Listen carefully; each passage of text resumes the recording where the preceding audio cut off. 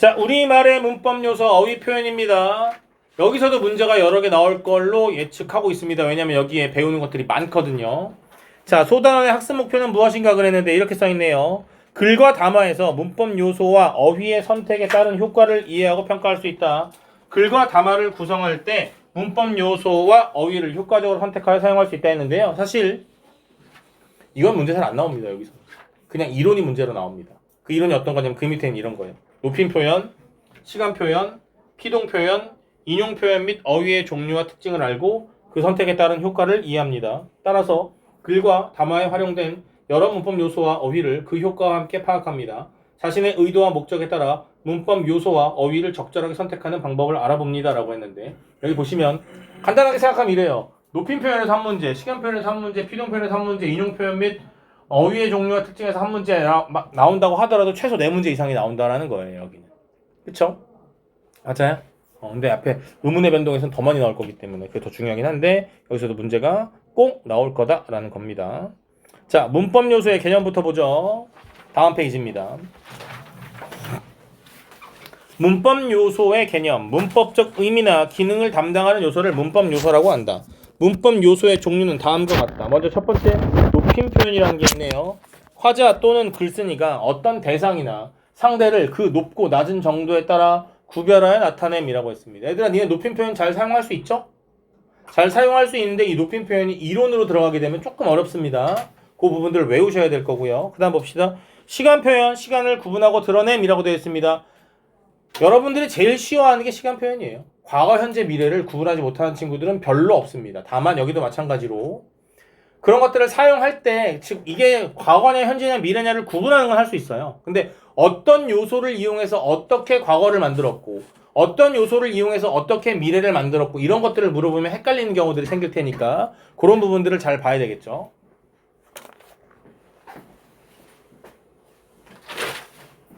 자, 계속 봅시다.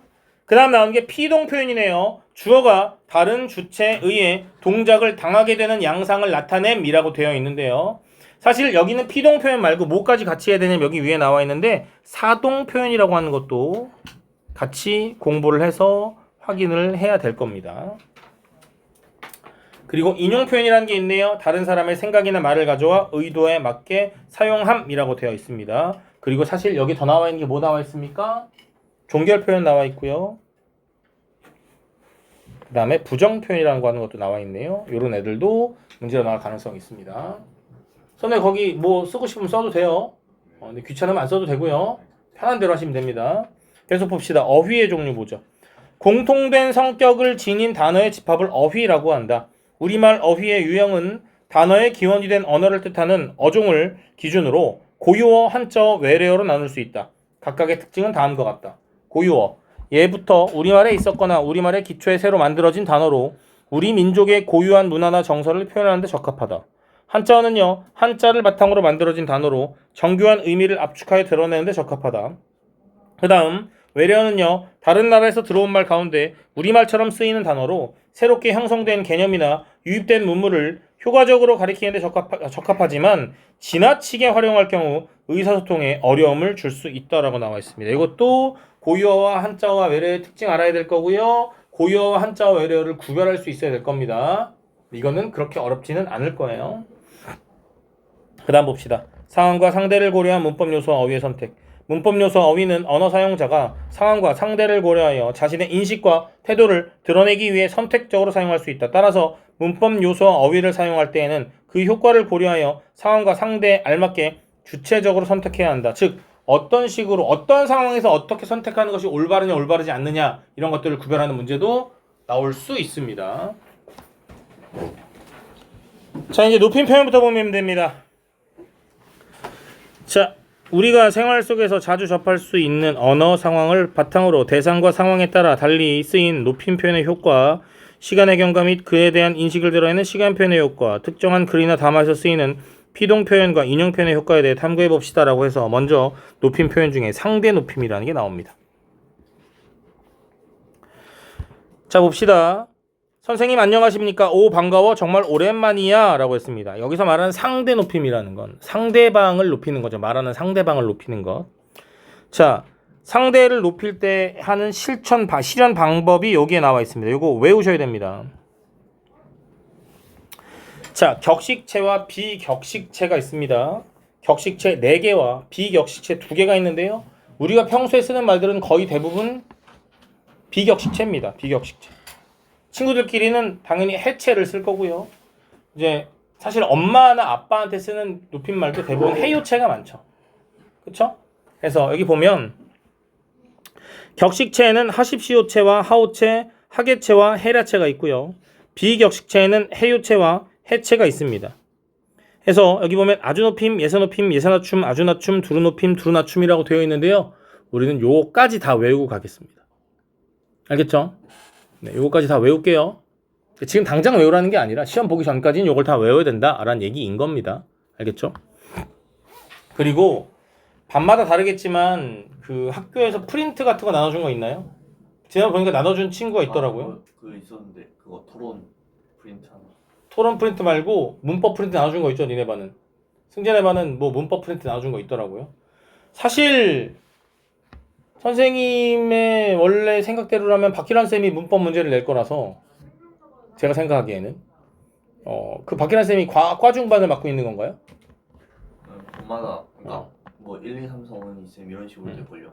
네, 그래서 얘네 쌤이 나눠준 게 있는데 그걸 어쨌든 보긴 볼 거예요. 보긴 볼 거고 거기에 이제 왜냐면 여기에 없는 개념이 조금 나와 있는 게 있어서 교과서에 없는 개념이 좀 나와 있는 게 있어서 그걸 보기는 볼 겁니다. 어쨌든 뭐 프린트 같은 게 나오는 게 있으면 바로바로 얘기해 주십시오. 봅시다. 대화에서 높이거나 낮추는 대상을 찾고 그 표현 요소를 정리해 보자 그랬습니다. 먼저 졸업생이 선생님에게 선생님 안녕하십니까 했을 때 선생님이라고 불렀어요. 이 선생님이 뭐가 되냐면 내가 높이는 대상입니다. 맞습니까? 그래서 선생님 뭐뭐시 뭐뭐 비읍니까 이렇게 쓰고 있단 말이에요. 뭐뭐 하십시오체를 쓰고 있어요.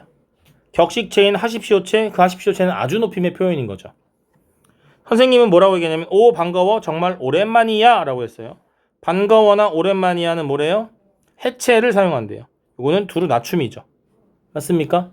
즉 우리가 말하는 높임 표현에는 여기 보시면 나오겠지. 내가 이거 왜 외우라고 하냐면 아주 높임, 예사 높임, 두루 높임이 있지만 예사 낮춤, 아주 낮춤, 두루 낮춤도 있다라는 거죠. 맞습니까?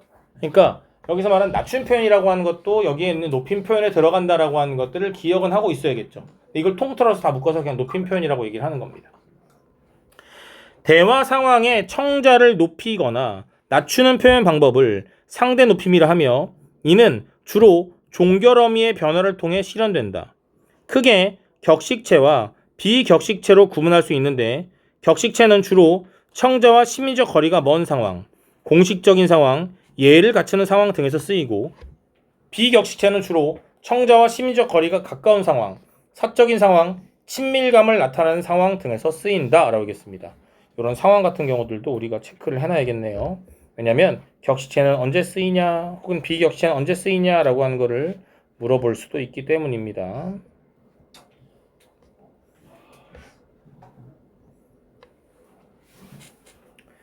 자, 그래서 여기에 보면 상대높임법의 특성이 또 한 번 나와 있네요. 근데 상대높임법은 주로 뭘 통해서 나타난다고요? 종결어미라는 걸 통해서 종결어미 변화를 통해서 실현이 됩니다. 이게 왜 중요하냐면 이 높임 표현에서는요 상대 높임과 주체 높임과 객체 높임이라는 걸 배우는데요. 그 높임 표현이라고 하는 것을 무엇을 통해서 실현하느냐를 꼭 알아야 돼요. 즉 상대 높임은 무엇을 통해서 실현되고 주체 높임은 무엇을 통해서 실현되고 객체 높임은 무엇을 통해 실현되는지에 대해서 알아야 된다라고 얘기하는 겁니다. 봅시다. 주체 높임 보죠. 부모님께서는 안녕하시지? 네, 선생님께서도 잘 지내시고 계시지요? 자, 주체 높임의 실현 방법이 여기 나와 있습니다. 뭘 사용한대요? 서너멀 어미 시를 사용한대요. 그 다음 주격조사인 깨서를 사용하고요. 그 다음 계시다나 잡수다 등의 특수 어휘를 사용해서 주체 높임을 실현합니다. 요거는 중요한 겁니다. 주체 높임의 실현이 무엇을 통해서 일어나는가 라고 하는 거는 꼭 알아야 되는 겁니다. 서너멀 어미 시의 사용, 주격조사 깨서의 사용, 계시다 잡수다 등의 특수 어휘 사용입니다. 자, 부모님께서는 안녕하시지? 라고 했을 때 여기서 높임의 대상은 누굽니까? 부모님입니다. 그랬더니 부모님에다 뭘 붙였어요? 깨서라고 하는 주격조사를 붙였습니다. 주격조사 깨서를 사용하면 뭐 할 수 있다? 주체 높임을 실현할 수 있다라고 얘기했습니다. 맞나요? 그 다음 또 안녕하 시지라고 하는 여기 시라고 하는 선어말 어미 시를 사용하고 있네요. 맞습니까? 응? 얘들아 이거 다시 한번 설명할게요. 다른 겁니다. 이거 지금 뭐 설명하냐면 선어말 어미 뭔지 기억납니까 얘들아? 자 동사나 형용사 같은 거는요 활용을 한다라고 했고요. 활용을 할 때 어느 부분과 어느 부분으로 나뉜다고 했습니까? 어간과 어미 부분으로 나뉜다고 했습니다. 맞습니까? 그러면 어간 플러스 어미로 이루어져 있겠죠. 그런데 이 어미는 어말 어미라는 게 있고 선 어말 어미라는 게 있습니다. 자, 어말 어미는 뭐예요? 말의 끝에 나온 게 어말 어미입니다. 선 어말 어미는요? 어말 어미 앞에 나온 게 선 어말 어미입니다. 알겠죠? 내가 이걸 지금 다시 설명해 주는 이유는 혹시나 까먹었을까 한 번 더 설명해 주는 거니까 기억하고 계십시오. 그럼 여기 있는 시라고 하는 건 어간과 어말 어미 사이에 있는 선 어말 어미다 라는 의미인 겁니다. 그쵸? 그래서 여기에서는 시라고 하는 선 어말 어미를 사용해서 주체 높임을 실현했다 라고 얘기하는 겁니다. 그래서 내가 이걸 열심히 설명하는 이유는 이거예요. 나중에 니네가 문제를 풀 때 거기에 이제 선지에 1, 2, 3, 4, 5번에 선어말음이 어쩌고저쩌고 이런 말들이 막 나올 거 아니에요. 그거 보고도 딱 보고 알 수 있었으면 좋겠어서 이거 열심히 설명해주고 있는 겁니다. 알겠죠? 그냥 이런 거죠. 시를 사용하면 주체 높임이 실현되네 까지 외운다고 했을 때 선어말음이라는 말이 나오면 좀 헷갈릴 수도 있거든요. 만약에 그냥 시만 외워버리면. 무슨 말인지 이해하죠? 그래서 좀 꼼꼼하게 봅시다. 그 다음 봅시다. 선생님께서도 잘 지내시고 계시지요? 그랬습니다. 먼저 선생님이라고 하는 사람을 높이고 있습니다. 얘가 높임의 대상이에요. 근데 뭘 붙였어요? 선생님? 깨서를 붙였네요. 이 선생님께서는 뭐라고 얘기했습니까? 주격조사 깨서의 사용이라고 얘기했습니다. 맞나요? 잘 지내시고 계시지요? 라고 얘기했습니다. 맞나요? 이건 뭘 사용한 거예요? 선어말 어미 시를 사용해서 주체 높임을 실현한 겁니다. 맞습니까? 그 다음 계시지요? 라고 했습니다. 자, 이거는 이제 우리가 이렇게 생각하셔야 돼요. 원래 선어말 어미인 시를 사용하지 않고 단어가 형성되는지를 일단 보는 거예요. 지내다라는 말에 지내시다라는 말을 붙인 거 맞습니까? 그럼 지내다가 어간과 어미가 있는 건데 거기에 시라고 하는 선어말 어미를 붙여서 주체 높임을 실현하는 거 맞죠? 계시다에 시를 뺄 수 있나요? 개다 라는 단어가 있나요? 없죠? 이 얘기를 내가 왜 하냐면 가끔 그런 애들이 있어. 계시다가 여기에 시가 붙어서 선어말 어미 시가 붙어서 이게 주체 높임이 실현됐네 라고 착각하는 애들이 순간적으로 생길 수 있다라고 얘기하는 거예요. 맞아요. 뭔 말인지 이해했죠? 잡수시다 라고 하는 것도 여기 보면 잡수시다는 뭐냐면 잡수다 자체가 무슨 의미예요? 특수 어휘인 거죠. 잡수시다는 그러면 선어말 어미 시가 붙은 거예요? 안 붙은 거예요? 이거는 붙은 거죠. 왜냐면 시를 빼도 잡수다라고 하는 특수 어휘가 있는 거니까. 무슨 말인지 이해되죠? 이런 식으로 구분을 할 줄 알아야 된다라고 내가 얘기하는 겁니다. 이해하죠? 그래서 다시 한번 얘기합니다. 주체 높임을 실현하는 세 가지 방법. 첫 번째 뭐? 선어말 어미 시를 사용하는 방법. 두 번째 뭐? 높여야 되는 대상에 주격조사인 깨서를 붙이는 방법. 세 번째 뭐? 잡수다나 계시다 같은 특수 어휘를 사용하는 방법이 있다라는 겁니다. 요거 기억하셔야 돼요. 알겠죠? 자, 문장의 주체를 높이는 표현 방법을 주체 높임이라 합니다. 이는 선어말 어미 시, 조사, 깨서, 그리고 계시다나 주무시다 등의 특수 어휘로 실현된다. 또한 높이려는 대상의 신체 일부분, 소유물, 생각 등과 관련된 서술어에 선어말 어미 시를 사용하여 높임을 간접적으로 표현할 수 있다. 주체 높임엔 무슨 높임과 무슨 높임? 직접 높임과 간접 높임이라는 게 또 존재한대요. 그럼 이건 어떻게 구분하나? 예시를 보면 잘 알 수 있습니다. 예시 보도록 하겠습니다. 자, 직접 높임은요, 주체를 직접적으로 높였대요. 봅시다. 할아버지께서는 댁에 계신다 그랬어요. 자, 여기서 높여야 되는 대상 누구죠? 할아버지. 뭐가 붙었죠? 깨서가 붙었어요. 그리고 계신다라는 특수어휘를 사용했네요. 맞습니까? 그런데 다음 문장 보죠. 할머니께서는 아직 귀가 밝으십니다 그랬어요. 자, 밝다란 단어가 있는데 밝으십니다라고 썼단 말이에요. 뭐뭐 시를 붙인 거죠. 이거 선어말음이 시를 붙인 거예요. 그러면 뭐를 높인 거예요, 이거는? 할머니를 높인 거예요, 할머니의 귀를 높인 거예요. 밝으십니다는. 귀가 밝으십니다잖아. 근데 그 귀를 왜 높일 수 있었죠? 그 귀가 누구의 귀이기 때문에? 할머니의 귀이기 때문에. 그럼 이런 거죠. 귀를 높였는데 그 귀가 누구의 귀이기 때문에? 할머니의 귀이기 때문에 그 귀를 높일 수 있었던 거예요. 그러면 귀를 높임으로써 누굴 높인 거예요? 할머니를 높인 거죠. 뭔 말인지 이해돼요? 이런 건 뭐라고 부른다? 간접 높임이라고 부른다. 그래서 주체의 신체 일부, 소유물, 그 주체의 가족 등을 높임으로써 주체를 간접적으로 높이는 것을 간접 높임이라고 얘기합니다. 선생님 특수어휘는 어떻게 외워요? 그냥 정해진 거예요? 특수어휘는 정해져 있는 건데 이건 좀 선생님이 개인적으로 생각하기 좀 쉽긴 해요. 왜 쉽냐면 이런 겁니다. 이 특수어휘가 헷갈리는 경우는 주체 높임이냐 객체 높임이냐 헷갈리는 경우거든요. 그러면 주체 높임과 객체 높임을 구분할 줄 알면 이 특수어휘의 구분이 좀 쉽기는 해요.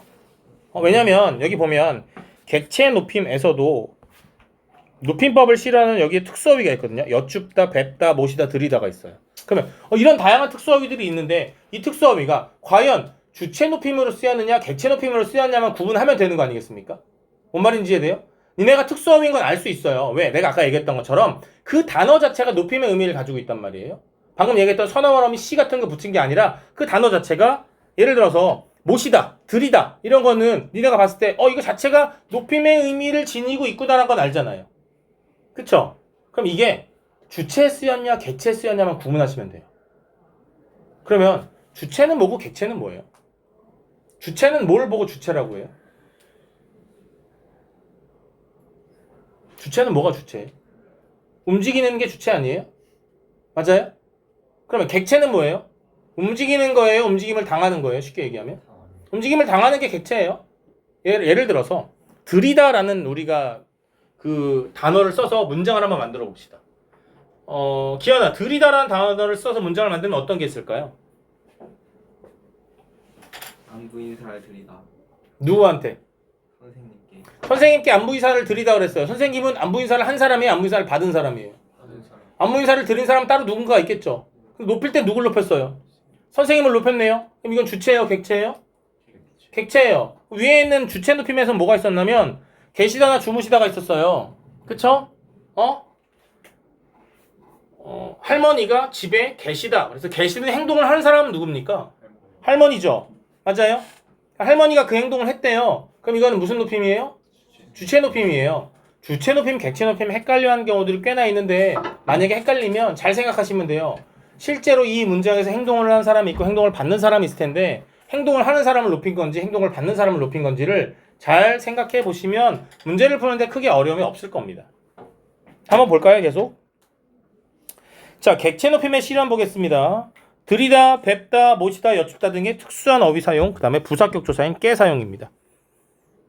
특수한 어휘의 사용과 부사격 조사 깨 사용입니다. 이것도 중요하다고 얘기했습니다. 내가 아까 전에 계속 얘기했습니다. 실현 방법이 중요하다고 얘기했습니다. 그렇죠? 찾아주어서 고맙구나. 다음엔 내가 한번 찾아갈게. 아닙니다. 선생님께 안부 인사를 드리려면 제가 선생님을 뵈러 와야죠 라고 했습니다. 자, 여기 보면 누굴 높입니까? 선생님을 높여요. 얘는 선생님께 뭐 한대요? 안부 인사를 드린다고 합니다. 그러면 선생님은 가만히 있었는데 내가 드리러 온 거죠. 여기는 애가. 그럼 이거 주체예요? 객체예요? 객체예요. 그럼 여기 있는 드리다라고 하는 건 객체의 높임에 사용되는 특수어휘가 되겠네요. 맞습니까? 또 뭐도 있습니까? 뵙다 라고 한 단어도 있죠. 이런 것들이 특수어휘가 될 거고 이거는 객체 높임에서 사용되는 특수어휘가 되는 겁니다. 됐나요? 됐습니까? 네. 문장의 객체인 목적어나 부사어를 높이는 표현 방법을 객체 높임이라 하며 이는 들이다, 모시다, 여쭙다, 뵙다 등의 특수어휘로 실현된다. 높임의 대상이 부사어인 경우 부사격 조사 깨를 사용하여 높음을 실현할 수도 있다라고 했습니다. 요거는 외우셔야 돼요.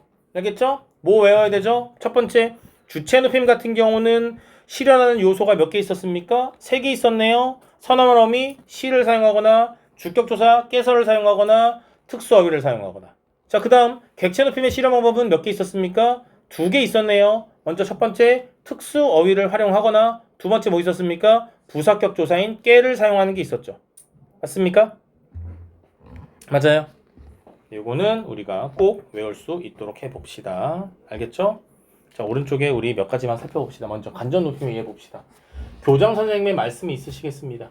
교장 선생님을 높이기 위하여 말씀과 서너말 어미 시를 사용하여 간접 높임을 실현하고 있다. 교장 선생님의 말이라고 하는 걸 높이고 있는 거거든요. 그렇죠? 그럼 교장 선생님의 말이라고 하는 건 내가 높여야 하는 대상의 일부라고 보는 거죠. 맞습니까? 이해돼요? 그래서 이렇게 간접 높임 실현됐다. 이거 참고자료 한번 볼까요? 간접 높임에서는 특수어휘를 쓰지 않고 서술어에 서너말 어미 의시나 시를 붙인다. 교장 선생님의 말씀이 계시겠습니다. 있으시겠습니다. 할아버지께서는 손가락이 편찮으시다 아프시다. 계시다는 주어를 직접 높일 때 사용하므로 말씀을 높일 때는 있으시다를 쓴다. 손가락과 같이 높이려는 대상의 신체 일부에는 편찮다를 쓸 수 없으므로 아프시다를 쓴다. 자, 이 얘기 왜 하는 거냐면 봐봐요. 간접 높임을 사용할 때는 특수어휘를 써요 안 써요? 안 써요. 그쵸? 이거 잘 기억하세요. 그러면 교장 선생님의 말씀이 있으시겠습니다가 맞는 말이고 교장 선생님의 말씀이 계시겠습니다는 틀린 말이에요. 그쵸? 맞는 문장과 틀린 문장을 구분하는 문제가 나올 수도 있다는 겁니다. 근데 우리는 교장 선생님의 말씀이 계시겠습니다라는 말을 쓰는 사람도 있죠. 맞아요? 되게 높이고 싶은가 봐요. 근데 그 말은 사실은 잘못 쓴 말이다. 잘못 사용한 말이다. 라고 얘기하는 겁니다. 무슨 말인지 이해되죠? 여기도 마찬가지. 할아버지께서는 손가락이 편찮으시다 라고 하면 손가락을 높이는데 편찮으시다라는 말을 쓸 수 없다. 여기는 할아버지께서 편찮으시다는 쓸 수 있겠지만 손가락이 편찮으시다 못 쓴다. 만약에 손가락이라고 해서 간접 높임을 사용할 거면 특수어휘를 안 쓰고 뭘 쓰면 된다? 아프시다를 쓰면 된다. 이해돼요? 이해됐습니까? 그러면 요 문장은 어떻게 된 거다? 잘못 사용된 문장인 거다라는 거죠. 요런 거 기억하셔야겠죠? 맞나요? 자, 그 다음 봅시다. 대화의 밑줄 친 부분에서 높임의 대상을 찾고 높임의 표현 요소와 높임 표현의 종류를 정리해 보자 그랬습니다. 곧 있을 학교 축제에서 부를 합창곡을 정해야 하는데 음악 선생님께서는 어디 계시지? 라고 했습니다. 자, 여기서는 뭐하고 뭘 사용했죠? 높임의 대상은 먼저 음악 선생님일 거고요. 뭘 사용했죠? 깨서라고 하는 주격조사죠. 이거는 부사격조사는 객체 높임에 나오는 겁니다. 주격조사고요. 어디 계시다라고 하는 특수 어휘를 사용하고 있네요. 맞습니까? 두 번째 볼까요? 음악 선생님께 전화를 드려볼게요 라고 했어요. 전화를 드리는 행위를 한 사람은 누굽니까? 동아리 부회장이 그 행위를 하겠네요. 그럼 이 문장의 주체는 누구예요? 동아리 부회장이겠네요. 맞습니까? 그럼 이 문장의 객체가 누굽니까? 음악 선생님이겠네요. 그러니까 음악 선생님을 높이는 거고요. 뭘 사용했습니까? 깨라고 하는 부사격 조사가 사용됐죠. 맞습니까? 드려라고 하는 드리다라고 하는 뭐가 사용됐습니까? 특수 어휘가 사용됐네요. 그리고 여기엔 이게 있네요. 볼게요라고 했어요. 뭐뭐 리을 개요가 나왔어요. 이거는 무슨 체가 사용된 거예요? 무슨 높임이 사용된 거예요? 얘들아, 우리 높임에 3개 있잖아요. 주체 높임, 객체 높임, 상대 높임이 있어요. 뭐뭐 리을 개요는 해요체를 쓴 거예요. 이거 뭐죠? 상대 높임이죠. 그러니까 뭐냐면 예전에 우리가 만약에 중학교 때 혹시 높임 표현 배워본 사람? 중학교 때 높임 표현 배운 사람 없어? 중학교 때 교과서에 안 나오나? 그래? 원래 예전엔 뭐가 있었냐면 문제를 쉽게 내려면 어떤 문장에 주체 높임 하나, 객체 높임 하나, 상대 높임 하나 이렇게만 나올 때가 있거든요. 근데 이제 니는 고등학생이니까 좀 더 어렵게 낸다라고 하면 하나의 문장을 사용하다 보면 주체 높임과 상대 높임이 동시에 사용되거나 객체 높임과 상대 높임이 동시에 사용될 수 있겠죠. 맞습니까? 이제 그런 문제인 거예요. 그러니까 여기는 모두 사용되고 객체 높임도 사용되고 모두 사용됐다? 상대 높임도 사용됐다라는 겁니다. 이해돼요? 이해됐습니까? 미술 선생님께서 선배와 같이 교무실로 오라고 하셨어요 라고 했네요. 여기 잘 보셔야 돼요. 오라고 하셨어요죠. 오라고 한 사람이 누구예요? 말한 사람. 미술 선생님이에요. 그러니까 내가 높여야 되는 대상이 누구예요? 미술 선생님입니다. 뭘 통해서 높였어요? 깨서라고 하는 주격조사. 맞습니까? 오라고 하시었어요죠. 이거 지금. 맞아요? 하시었어요. 그러면 여기에 뭐가 붙은 거예요? 시라고 하는 선어말 어미 붙은 거 맞죠? 맞아요? 그 다음에 뭐뭐 어요라고 하는 모두 사용됐어요? 상대 높임도 사용됐다라는 겁니다. 이해되나요? 네, 요거 헷갈리지 마세요. 뭐 헷갈리지 말라고 하는 거냐면 여기서 높임 표현 찾으세요라고 했을 때 주체 높임 하나만 찾고 다 찾았다라고 하지 마시고 거기에 상대 높임도 같이 있는지 없는지를 한번 살펴보셔야 된다 얘기하는 겁니다. 뭔 말인지 이해됐죠? 그 다음 볼까요? 높임 표현의 측면을 고려하여 다음 문장에서 어색한 부분을 찾고 바르게 고쳐 써보자 그랬습니다. 오빠 아버지가 방으로 들어오시래 그랬습니다. 얘들아, 물론 동생이 오빠를 높이는 경우도 있겠지만 사실 그런 경우는 별로 없죠. 맞아요? 그러면 아버지가 방으로 들어오시래 해서 사실은 여기서 누굴 높여야 될 것 같아요? 아버지를 높여야 되는 거 아니겠습니까 우리는? 그러면 아버지가라고 쓸 게 아니라 뭐라고 써야 돼요? 아버지께서로 바꿔야겠죠. 맞아요? 그러면 우리는 누굴 높이는 거냐면 아버지께서라고 했으니까 말하고 있는 주체를 높이고 있는 거거든요. 아버지는 뭐라고 말했습니까? 오빠한테 야 오빠 방으로 들어오라고 해 이렇게 얘기했을 거 아닙니까? 그러면 뭘 높여야 돼요? 말을 한 사람을 높여야 되잖아요. 그래서 어떻게 됩니까? 들어오라고 맞아요. 그렇게 쓰면 돼요. 들어오라고 하셨어가 되면 그렇게 써도 상관없는데 하셨어 이제 과거형이니까 여기 그냥 현재형으로 쓴 거예요. 들어오라고 하셔 그랬어요. 들어오시래 그러면 이거 누구 높인 거예요? 오빠를 높인 거예요. 들어오시래는 오는 사람을 높인 거거든요. 그럼 이거는 오빠를 높인 게 되는 거잖아요. 여기서 누굴 높여야 되는데? 아버지를 높여야 되는데. 뭔 말인지 이해됩니까? 그래서 여기 쓴 게 들어오라고 하셔 또는 들어오라셔. 이게 올바른 표현인 겁니다. 이해됩니까? 기현아 이해됐어요? 선수 당연히 이해됐죠? 네, 이해하셔야 됩니다. 해석 봅시다. 할아버지가 자기가 직접 재배한 거라며 과일을 보내주었어 라고 했습니다. 여기서 누굴 높이고 싶어요? 우리는 할아버지를 높이고 싶어요. 자 그러면 여기서 과일을 보내주는 행위라는 게 누굽니까? 할아버지잖아요. 그럼 누굴 높여야 된다고요? 할아버지를 높여야 되니까 먼저 뭘 써야 됩니까? 할아버지께서를 써야겠네요. 그 다음에 자기가 말고 3인칭 재귀대명사라고 해서 앞에 나온 말을 다시 가리키는 말이 있잖아요. 거기서 높임의 의미를 가진 게 뭐냐면 당신입니다. 당신. 이 당신이라는 게 제3자의 경우 높임의 의미를 갖기도 하고요. 2인칭 같은 경우 높임의 의미를 안 갖는 경우도 있지만 여기서는 당신이란 말로 바꿀 수 있습니다. 할아버지께서 당신이 재배한 거예요? 재배하신 거예요? 재배하신 거라며 과일을 보내준 겁니까? 보내주신 겁니까? 보내주셨어. 이렇게 바꾸는 게 가장 적절하겠죠? 맞습니까? 이렇게 바꾸는 문제 혹은 바뀌어져 있는 게 제대로 바뀌어졌는지 묻는 문제 혹은 바뀌어졌다면 어떤 걸 통해서 바뀌었는지를 묻는 문제가 나올 수 있겠죠? 맞습니까? 좀 복잡하게 내려면 이렇게 내는 거예요. 문장 주고요. 밑에 바꿔요. 바꿨는데 제대로 바뀌었는지 안 바뀌었는지 OX를 찾는 문제 같은 거 나올 수 있어요. 1, 2, 3, 4, 5번 해갖고.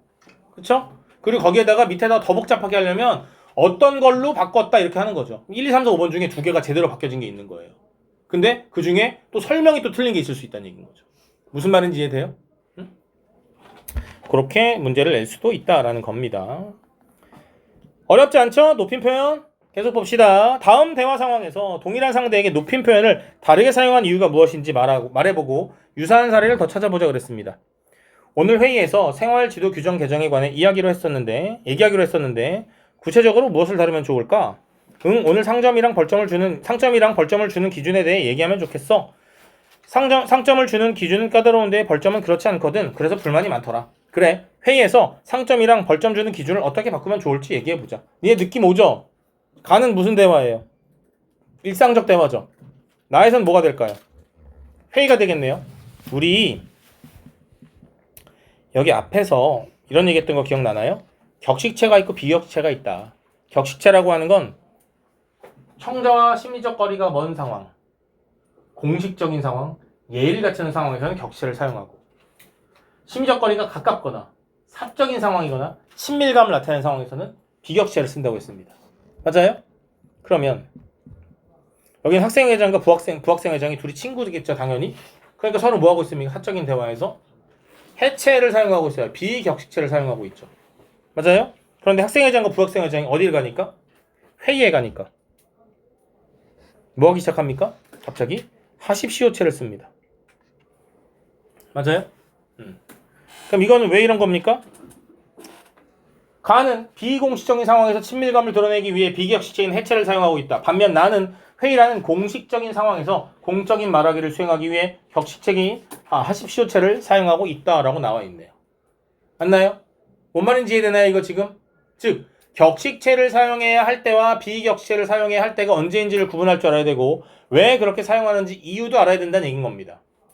의아가 이해됐어요? 이게 격식체, 비격식체는 구분하겠는데 하십시오 체인지는 어떻게 알 수 있어요?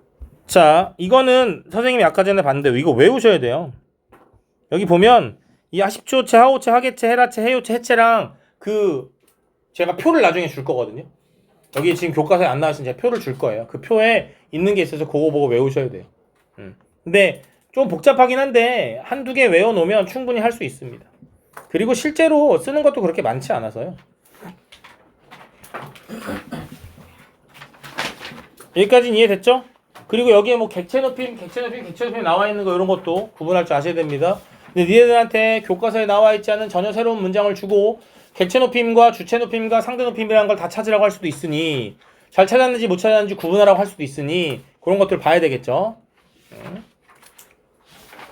자, 시간 표현 봅시다. 시간 표현은 니네들이 제일 잘해요. 잘하는 부분입니다. 다만 아까 얘기했던 것처럼 이제 이게 어려운 건 시간 표현 자체는 어렵지 않지만 이제 그게 어떻게 실현되는가를 묻는 문제가 나왔을 때 조금 어려움이 있을 수 있다라는 겁니다. 봅시다. 보라가 얘기하네요. 어제 많이 바빴니? 전화를 안 받더라. 미안해, 정신이 없어서 못 받았어. 그런데 무슨 일 때문에 전화했어? 수행평가 준비를 같이 하면 좋을 것 같아서. 내일 도서관에서 만날까? 어쩌지? 나는 내일 도서관에 못 갈 것 같아. 지금 발표 준비가 더 급한 상황이야. 저런. 발표 준비 잘하고 내가 도울 일 있으면 말해. 정말 고마워. 라고 얘기했네요. 자, 여기서 먼저 뭐가 나오냐면 사건시와 발화시라고 하는 개념이 나옵니다. 혹시 사건시와 발화시에 대해서 들어본 적 있나요? 들어본 적 있어요? 언제 들어봤어요? 언젠간 들어봤을 거다. 봅시다. 먼저 사건시가 있고요. 발화시가 있습니다. 사건시는 특정 사건이 일어나는 시점이고요. 발화시는요. 말을 하는 시점입니다. 그쵸? 자, 생각해 봅시다. 어떤 사건이 일어났는데요.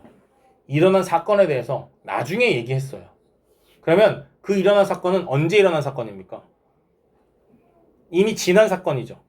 그러면 사건시가 먼저 있고 발화시가 나중에 있으면 이 말할 때 이 사건은 언제 있는 거죠? 과거에 있는 거죠. 맞아요? 자, 발화시가 있어요. 나 어떤 사건에 대해서 말할 거예요. 근데 사건이 언제 일어날 거냐면 내가 말하는 시점 이후에 일어날 사건이에요. 그럼 이건 무슨 시제가 되는 거예요? 미래 시제가 되는 거죠. 사건시와 발화시가 일치하면 현재 시제가 되는 겁니다. 맞나요? 이네 이거 은근히 헷갈리는 거 아니야? 이거 은근히 헷갈려요. 사건시 발화시 나오면. 이 은근히 헷갈린다는 게 방금 이렇게 되면 되게 쉽잖아요. 이렇게 표현을 이렇게 하거든요. 사건시가 발화시에 선행하여 어쩌고저쩌고 이렇게 막 나오거든요. 그러면 그 조금 헷갈릴 때가 있어요. 만약에 헷갈린다 싶으면 사건시가 이렇게 점 찍어 놓으면 돼요. 사건시가 발화시에 선행한다? 사건시가 앞에 있는 거네? 이런 것들 있잖아요. 그런 말들이 우리를 헷갈리게 한다라는 겁니다. 어제 많이 바빴니? 라고 얘기했네요. 그럼 어제라는 말이 나와버렸잖아요. 이거 무슨 시제가 되는 거예요? 과거 시제가 되는 거고 사건시와 발화시의 선호관계는 사건시가 먼저 있고 발화시가 나중에 있는 거겠네요. 맞나요? 전화를 안 받더라 라고 했습니다. 안 받더라도 뭡니까? 과거 시제겠네요. 이것도 사건시가 발화시보다 앞에 있는 거겠네요. 나는 내일이라는 뭐가 나와요? 아예 시간을 가리키는 단어 자체가 나와버리네요. 그쵸? 도서관에 못 갈 것 같아 라고 하는 거는 무슨 시제가 됩니까? 미래 시제가 되고요. 지금이 나오면 뭐예요? 현재겠네요. 발표가 더 급한 상황이야 라고 해서 현재 시제가 나옵니다. 봅시다. 과거 시제는 사건시가 발화시보다 앞서 있는 시제이고 현재 시제는 사건시와 발화시가 일치하는 시제, 미래 시제는 발화시가 사건시보다 앞서 있는 시제이다. 각 시제를 드러내는 표현 요소는 다음과 같다. 내가 헷갈린다는 게 약간 이런 거예요. 봅시다. 과거 시제는 사건 시가 발화 시보다 앞서 있다 이렇게 하잖아요. 그럼 우리는 기본적으로 어떻게 생각하냐면 그러면 미래 시제는 뭐 사건 시가 발화 시보다 뒤에 있겠네 뭐 이렇게 생각하기 쉽잖아요. 근데 여기는 개념 자체를 전부 다 앞서 있다라고 보나 봐요. 그러니까 미래 시제는 발화 시가 사건 시보다 앞서 있는 시제다 이렇게 돼 있거든요. 그러니까 이제 이게 똑같은 앞서 있는 시제라고 하려고 하다 보니까 발화 시와 사건 시의 순서만 바뀐 거거든요. 선생님은 개인적으로 이걸 아이들이 좀 헷갈려 한다라고 생각을 해요. 어느 게 앞서 있다, 어느 게 뒤에 있다 이런 것 때문에 헷갈릴 수 있으니 이런 부분은 잘 구분하셔라라는 겁니다. 다만 이제 여기에 나와 있는 것도 선생님 뭐가 중요하다고 했냐면 표현 요소가 중요하다고 했죠. 아까 높임 표현에서도 어떤 표현 요소를 사용했느냐를 아는 게 중요하다고 했잖아요. 그쵸? 그러니까 여기서도 과거, 현재, 미래라고 하는 것도 어떤 표현 요소를 통해서 과거를 표현하고 현재를 표현하고 미래를 표현하는가라고 하는 것을 아는 것이 중요합니다. 근데 사실 이건 내가 이미 알고 있어요. 알고 있는데 한 번 더 보는 겁니다. 먼저 과거 시에는 사실 제일 많이 쓰는 게 뭐예요? 엇이죠, 엇. 근데 엇 말고 앗도 있어요. 먹, 얻다, 막, 앗다 이렇게 쓰잖아요. 그쵸? 우리는 기본적으로 엇이라고 기억하고 있지만 앗도 엇이랑 똑같은 형태로 쓰이는 겁니다. 그쵸? 그래서 앗이나 엇 그리고 앗섯이나 엇섯 그 다음에 더 같은 경우 먹더라 뭐 이런 식으로 쓸 수 있죠. 맞나요? 그 다음에 현재 시제를 만드는 선어말 어미는 뭐가 있다? 뭐뭐 니은이나 뭐뭐는. 그 다음에 형용사에는 현재 시제를 만드는 선어말 어미가 없습니다. 맞아요? 먹다를 현재형으로 바꾸면 먹는다 이렇게 되잖아요. 자다를 현재형으로 바꾸면 잔다 뭐 이렇게 되죠. 그쵸? 그러니까 잔다 같은 경우는 여기 있는 니은이 붙어 있는 거고 먹는다 같은 경우 여기 있는 는이 붙은 경우겠네요. 그쵸? 맞아요? 하지만 형용사는 현재 시제를 만드는 선어말 어미가 없다. 왜냐하면 형용사는 그 자체가 현재의 의미를 지니고 있기 때문입니다. 미래 시제를 만드는 건 뭐가 있죠? 잘 알고 있는 건 니네가 먹다를 미래로 만들면 먹을 것이다 혹은 먹겠다가 되죠. 맞습니까? 응? 맞아요? 근데 먹을 같은 경우는 뭐냐면 관형사형 어미거든요. 그러니까 미래 시제 현재 선어말 어미 같은 경우는 먹겠다. 응? 이렇게 되는 겁니다. 뭐뭐캣, 뭐뭐리 같은 경우들이 미래 시제를 만드는 선어말 어미라는 겁니다. 그 다음 관형사형 어미라는 게 있는데요. 과거 시제를 만드는 경우는 뭐뭐 니은이나 뭐뭐 던이 있대요. 자, 여기 이런 거 봅시다. 내가 먹던 밥.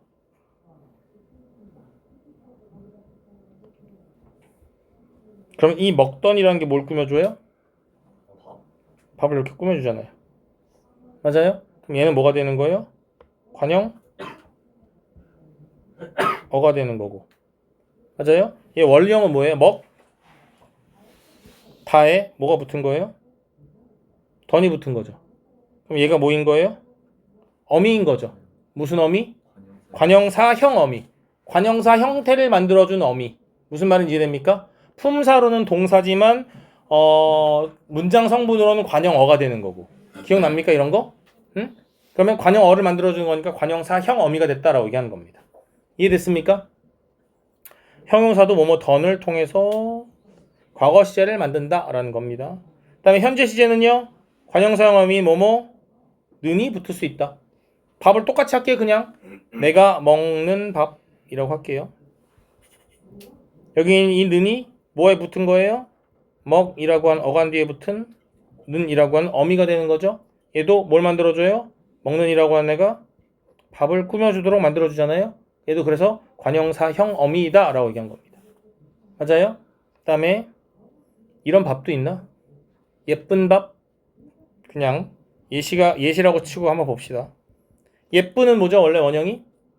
예쁘다죠? 예쁘다는 형용사 맞습니까? 근데 거기엔 예쁘는이 붙은 게 아니라 예쁜이 붙었다라는 건 뭐뭐 니은이 붙었다는 얘기인 거죠. 맞습니까? 예쁘에 예쁘라고 하는 어간 뒤에 뭐뭐 니은이 붙은 거예요.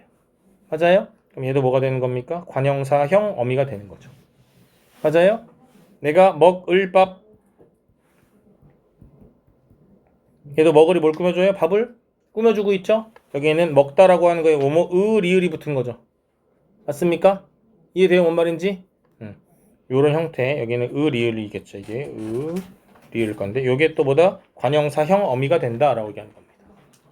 부사어는 쉽죠? 왜 쉽냐면 부사어라는 게 이제, 옛날에, 지금, 현재, 내일, 아니 뭐 이제는 어제, 옛날에, 지금, 현재, 내일 같은 것들이 부사어인데요. 시간 부사어라고 해서 이거는 과거를 나타내는 부사어, 현재를 나타내는 부사어, 미래를 나타내는 부사어이기 때문에 요 같은 경우는 어렵지 않습니다. 다만 이제 이게 어려운 거죠. 선어말 어미와 관형사형 어미. 그쵸? 이거 왜 어렵냐면 자 생각해 보세요. 얘가 선어말 어미인 거 보면 알죠? 먹다에 먹, 얻다가 붙었어요. 그럼 그 얻은 먹다가 먹 부분이 어간이고 다 부분이 어말 어미인데 그 얻이 선어말 어미이다라는 거 구별할 수 있잖아요. 그쵸? 얘도 관형사형 어미구나라는 거 구별할 수 있잖아요. 이렇게 설명해 줄 때는. 근데 니네가 문장을 그냥 내가 이렇게 설명해 주는 게 아니라 문장을 쭉 놓고 니네가 분석하다 보면 관형사형 어미와 선어말 어미를 헷갈리는 경우도 있을 수 있다라는 거죠. 무슨 말인지 이해하나요? 그런 것 때문에 내가 이런 예시들 다 들어준 거예요. 관형사형 어미는 이렇게 명사나 대명사 같은 체현들이 있으면 그걸 꾸며주는 말들이 관형사형 어미다라고 생각하시면 되는 거고 선어말 어미 같은 경우는 단어 안에 동사나 형용사 안에 있는 거겠죠. 맞습니까? 저거를 구분하셔야 되는 겁니다. 그래서 관형사형 어미와 선어말 어미라고 하는 거 두 개를 구분할 줄 아셔야 될 것 같아요. 됐습니까? 계속 보죠. 대화의 상황을 고려하여 밑줄 친 단어를 제시된 시제에 맞게 바꾸어 써보자 그랬습니다. 바다야, 혹시 어제 읽던 그 책 아직 가지다를 바꿔보래요. 가지고 있어? 이렇게 바꿨네요.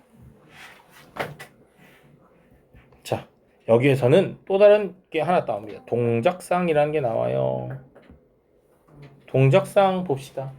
시간의 흐름 속에서 동작의 양상을 나타낸다. 동작이 일어나고 있음을 나타내는 진행상과 동작이 끝났음을 나타내는 완료상으로 나뉜다.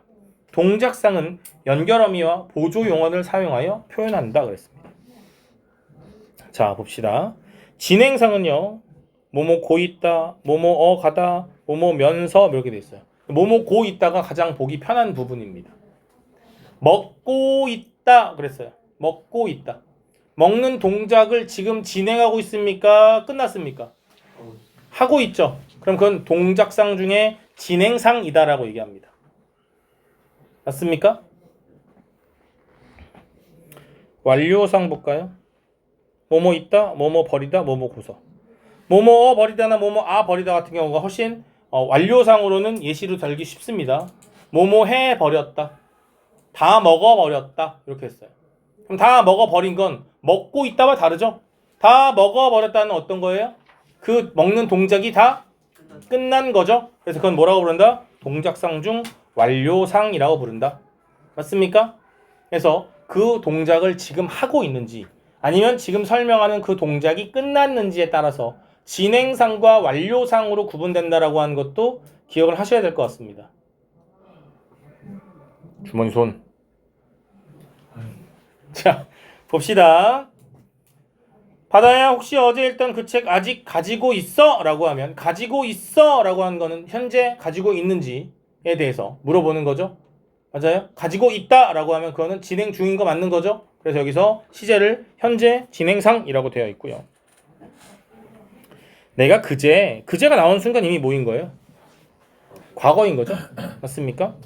도서관에서 빌리다 라고 하는 걸 뭐로 바꾸죠?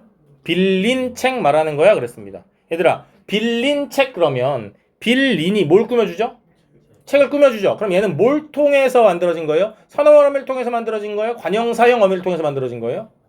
관형사형 어미를 통해서 만들어진 거겠죠? 맞습니까? 뭔 말인지 이해되죠? 그 다음 숙제에 참고하다, 참고할 내용이 있어서 그러는데 그렇습니다. 이것도 그럼 봅시다. 참고할이라고 하는 게 뭘 꾸며주는 거예요? 내용을 꾸며주고 있는 거네요. 그럼 참고할은요? 선어말 어미가 사용된 건가요? 아니면 관형사형 어미가 사용된 건가요? 여기도 관형사형 어미인 리을이 사용된 거겠죠. 맞습니까? 이거 구분할 줄 아셔야 될 것 같고요. 어쩌지 이미 책을 반납했어 혹은 반납해버렸어 이렇게 됐네요. 맞습니까? 반납해버렸다라고 하는 건 과거 시제의 완료상이겠네요. 맞습니까? 네. 선생님이 신경 쓰이는 건 동작상의 진행상 완료상도 조금 신경 쓰이는데요. 더 많이 신경 쓰이는 건 방금 여기 위에 나와 있는 것처럼 요거 표현 요소를 아는 건데 그 표현 요소 중에서도 선어말 어미와 관형사형 어미 구분하는 게 제일 많이 신경 쓰이니까 그 부분 좀 더 신경 써서 공부할 수 있도록 합시다. 알겠죠? 그 다음 봅시다. 가와 나의 자료에서 과거의 사건이나 미래에 일어날 사건을 현재 시제로 표현한 의도가 무엇인지 생각해보자 그랬습니다. 자, 여기 보면 이런 게 나와요. 과거의 사건 혹은 미래에 일어날 사건인데도 불구하고 그거를 현재 시제로 표현하는 경우가 있다라는 거예요. 봅시다. 1855년 학교를 졸업한 22살의 청년 에펠은 파리의 만국 박람회에서 알렉산드로 바로가 철로 만든 산업의 궁전을 보고 깊은 인상을 받는다. 철이야말로 새로운 시대의 가장 중요한 재료임을 깨달은 에펠은 주철 공장을 경영하는 처남의 도제가 된다. 자, 1855년이니까 이 일이 깊은 인상을 받은 거나 도제가 된 거나 전부 다 어떤 거예요? 과거의 일이잖아요. 근데 어떻게 쓰고 있어요? 현재 시제로 쓰고 있단 말이에요. 왜 현재 시제로 쓰냐? 현장감을 주기 위해서인 거예요. 여기 이렇게 써 있죠? 현재 시제로 서술함으로써 지금 눈앞에서 펼쳐지는 것 같은 생생한 느낌을 준다. 즉, 과거에 일어난 일이지만 이 글을 읽는 사람에게 생생한 느낌을 주고 싶을 때 뭘 쓸 수 있다? 현재 시제로 변형해서 쓸 수 있다라고 얘기하는 거겠네요. 이해되나요? 그 다음 또 볼까요? 노인 연령 기준에 관해 본격적으로 검토할 필요가 있다. 노인 연령 기준을 높이고 정년을 연장해 국민연금 수령 시기를 늦추면 국민연금 재정 운용에 도움이 된다. 다만 기준을 단기간에 급격히 높이면 사회적 충격이 커진다. 자, 이거는 사회 충격이 커질 건 언제예요? 미래에 일어나는 거 아닙니까? 맞죠? 근데 커진다라고 얘기하고 있다고, 현재형으로 얘기하고 있다고요. 봅시다. 나의 미출진 사건이 일어날 시점은 미래이지만 그 사건을 현재시로 표현하고 있다. 이는 아직 일어나지 않은 미래의 사건을 현재와 마찬가지로 이미 확정된 것으로 판단한 언어 사용자의 의도가 반영된 결과라 할 수 있다. 이거 신문 기사잖아요. 그러니까 그런 일이 반드시 일어날 것이다라는 의도를 가지고 이걸 쓴 거예요. 그럼 이걸 읽는 사람들은 그런 일이 일어날 거니까 주의해야겠네. 문제가 있는 거네. 라고 생각할 수 있겠죠. 무슨 말인지 이해되나요? 그래서 여기 옆에 있는 거 한번 읽어볼게요. 현재 시제 표현의 기능. 보편적 진리, 습관적으로 반복되는 사실, 미래에 일어날 것임이 분명한 일, 역사적 사건, 사건을 생생하게 표현할 때 사용할 수 있음. 조광조는 개혁을 결심한다. 이건 역사적 사실을 생생하게 표현하기 위해서 과거에 일어난 일을 현재형으로 표현한다. 생생하게 표현하는 거. 두 번째, 김 교수는 오후에 미국으로 출발한다. 자, 이건 또 뭐냐면 지금 여기에 있는 나랑은 조금 다른 거예요. 이거랑 조금 다른 거예요. 뭐냐면 예정된 미래가 확정된 것으로 판단한다. 자, 지금 니네가 조금 있으면 이 수업이 끝납니다. 맞습니까? 근데 끝날 것이다라고 아니고 우혁이는 잠시 후 수업이 끝난다라고 하면 그 일은 반드시 일어나는 거 안 일어나는 거예요? 반드시 일어나는 거죠. 확정된 미래 같은 경우는 현재형으로 쓸 수 있다라는 겁니다. 이해됐습니까? 아씨, 끝내줘야지. 이거 시제는 다 하고 싶은데? 네, 그럴 필요 없어. 아니 그럴 필요가 있어요. 봅시다. 가와 비교할 때 나와 다에서 과거 시제를 나타내는 표현의 의미가 어떻게 다른지 이야기해보자 그랬습니다. 이거 빨리 해드릴게요. 추었다와 추었었다와 추더라가 있어요. 그쵸? 요 세 개만 구분하시면 돼요. 기본적으로 인 거예요. 추었다는 엇을 쓴 거죠. 아시나 엇을 쓴 거예요. 기본 과거 시제입니다. 그쵸? 그래서 은하가 춤을 잘 춤이라는 사건이 바라시보다 이전에 일어났음을 드러낸다. 즉 과거형이라는 얘기인 겁니다. 다만 앗섯이나 엇섯을 쓰는 경우가 있거든요. 봅시다. 과거에 은하가 춤을 잘 추었으나 지금은 그렇지 않다. 즉 그러한 사건이 현재와 단절되어 있음을 드러낸다. 즉 과거엔 그랬지만 지금은 그렇지 않다라는 것을 조금 더 단정적으로 이야기하기 위해서 앗섯이나 엇섯을 사용한다라고 했습니다. 그쵸? 은하가 춤을 잘 추었음을 화자가 과거에 직접 경험하여 알게 되었음을 드러낸다. 더라 같은 경우는 경험이다, 직접 경험이다라는 거를 알 수 있다라는 겁니다. 이해됐습니까? 예. 저기 보면 그래서 여기 뭐가 나오냐면 이게 나옵니다. 과거 시제를 나타낸 앗섯과 엇섯이 나옵니다. 즉 대체로 현재와 단절되어 있는 과거의 사건을 강하게 나타낼 때 쓰는 겁니다. 그 다음에 더 같은 경우는 직접 경험을 알게 된 사실을 말할 때 쓴다라고 얘기했습니다. 됐나요? 네. 자, 다음 설명을 참고하여 밑줄 친 노랫말에 드러나는 시간 표현의 효과를 말해보자 그랬습니다. 미래 시제를 나타내는 서너말음이 get은 말하니 또는 글쓴이의 추측이나 의지를 표현하기도 한다. 얘들아, get은요 미래 시제를 나타내는 서너말음이잖아요. 그런데 모두 나타내냐면 추측 혹은 의지도 나타낸다는 겁니다. 봅시다. 긴 잠 실컷 자고 나오면 그때쯤엔 예쁘게 피어 있겠다라는 건 뭐예요? 추측이죠. 맞습니까? 그 다음 혼자 다짐해 나는 너에게 턱끝까지 차올랐던 그 말을 내일 꼭 하겠어 라는 건 뭐가 나타나는 거예요? 말하는 이의 의지가 나타나는 부분인 겁니다. 맞습니까? 이렇게 되는 거겠죠. 자, 이 get이라고 하는 것이 미래 시제를 나타내는 선언말 어미이지만 글쓴이의 추측 혹은 의지를 드러내기도 한다라는 겁니다. 됐습니까?